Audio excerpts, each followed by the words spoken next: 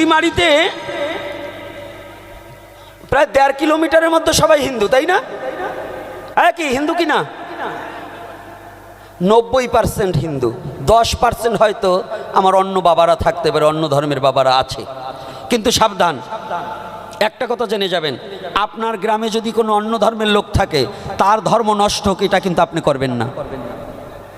এটা কিন্তু সনাতন ধর্ম মানে না। আপনি জানেন বাবরের আমলে, এই যে বাবরের আমলের এই ইতিহাসটা জেনে যান। বাবরের আমলে ব্রাহ্মণের বাড়ি বাবর মহাশয় গিয়েছিলেন। এই বাবর